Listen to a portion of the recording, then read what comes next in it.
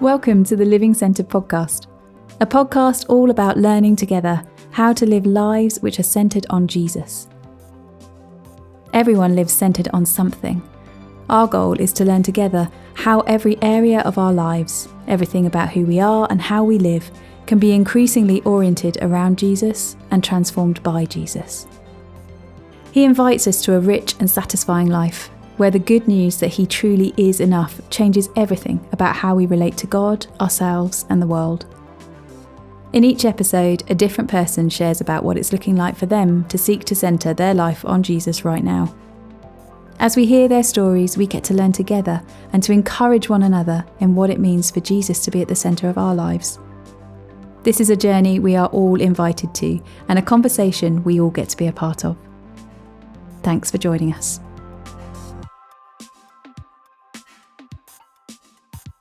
Hi, my name is Adrian, and it is so good to welcome you to this week's episode of the Living Centred podcast. And it's my privilege to introduce today Jamie, and it is good to see you, Jamie. Hello, nice to be here. Oh, it's really good. Jamie, I wonder if we could ease you in by getting you just to share a little bit about who you are and what your life looks like at this point in time. So I'll start with the WhatsApp definition of me, which is Christian, husband, medic, and nerd. Amazing. Yeah, which nerd. Yeah, I think so.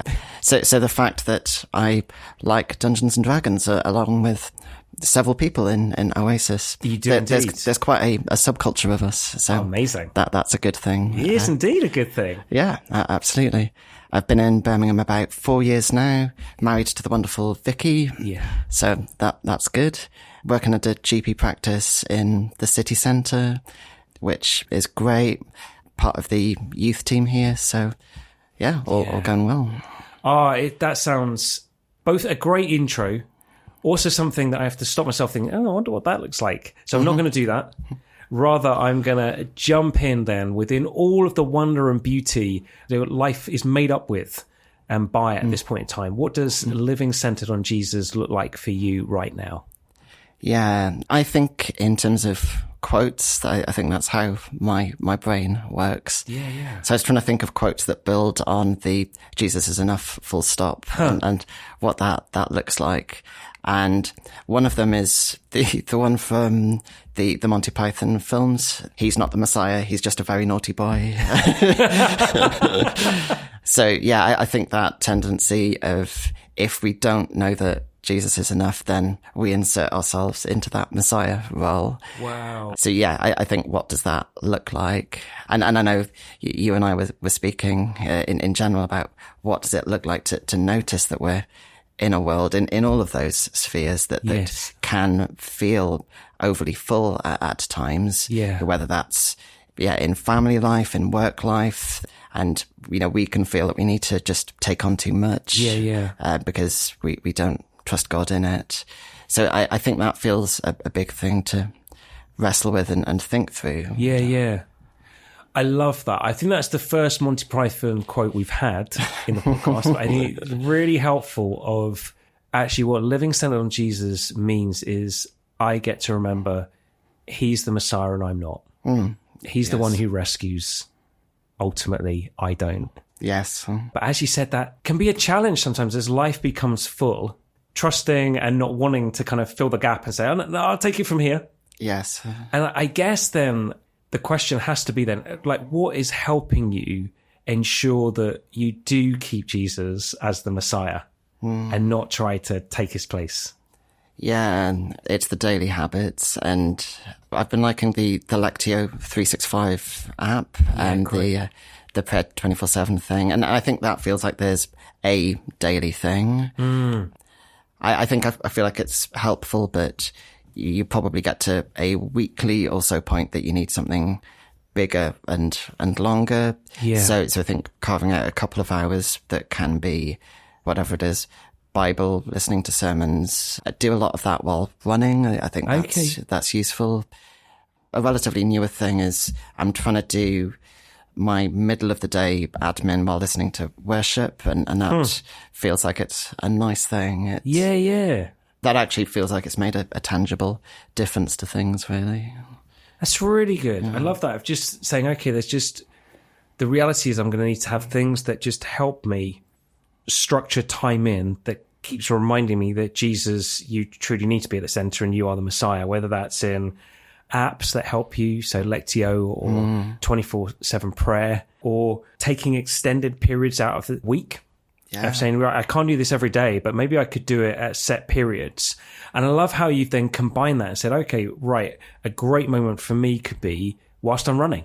Yes. Which is really good. Like, for me, that wouldn't be the case. I don't think I could run and listen to something. I think I'd be run just thinking I need to survive. But I love that of just saying, yep, in this moment, it allows me some time to invest in this. And then that other element of then saying, oh yeah, there's this other moment, actually something that needs some attention, but also could be a moment where I can get consumed in the admin. Actually, yeah, I'm going to put some worship music in the background that's just going to allow me to just have a perspective within this. Yes. It's really good. And I guess then, as you're doing that, like, what are you learning? What are you understanding more of who God is as Father, Son, and Spirit? Yeah, I think I've been thinking a lot about, I suppose, long lastingness of God's love. And as far as I understand, I don't have a great understanding of Hebrew by any means, but I think there seem to be a lot of concepts that we don't have a great direct translation for. I think like loving kindness being one word. There's something that God's Father love is longer, it is broader, it's all of that side of things. Wow. So again, I think if we're learning to lean into God more, actually, how do we trust that it's big enough to hold us, so we don't have to be? Is it the song by All Sons and Daughters, that the greater you, Lord, that it's his breath in our lungs, so it's big enough that God can even maintain our heartbeats and our breathing. So it's that big and fast, really. That's really good. I really love that, of just because there can be a danger in us saying, oh yeah, God's love is long-lasting, is everlasting, is the loving kindness, endless loving kindness, is that becomes something that we begin to restrict rather than allow it to become more vast. Sure. And I love that you're saying, well, what it's causing me to do then is to just lean into who God is and realize, actually, you're big enough. You're big enough. Which is, just really good. And just as you said, just then the breath in our lungs, it's just like, I just need to breathe this in. So I guess then is like, how is this changing you? Like, if we were to have met you 3, 6, 12 months ago, how would Jamie then look different to Jamie now? I think there's something of the present over perfect principle that, actually, if we've got a God who has as much grace as this, then we can just do it and, again, trust that God is enough. Yeah. So I think for both of us as a couple, we're trying to think about what that looks like. It feels like God's been saying a lot about, and help me if this is a tangent, it hopefully isn't, the Esau-Jacob story. Okay. Similarities between my name and Jacob, with Jamie coming from the same root. And I don't know, I think there's something of, I've never really understood why the name is a good thing, with Jacob being the person who deceives his older brother out of everything. But actually, the more that I reread the story, and it seems to make a big bit of Sabbath times, it seems to be that both brothers screw up, but Jacob keeps going back for forgiveness, so keeps doing things. Which is really something. And then I think Esau is the one who keeps having a very big to-do list. That's how I view the story anyway. Amazing. I love it. I love it. I love that thing of just you saying, yep, there's this thing that I've always thought in terms of my name, and it's connected to this, but I'm not sure. And rather than kind of just burying it, I think, well, let's forget about that.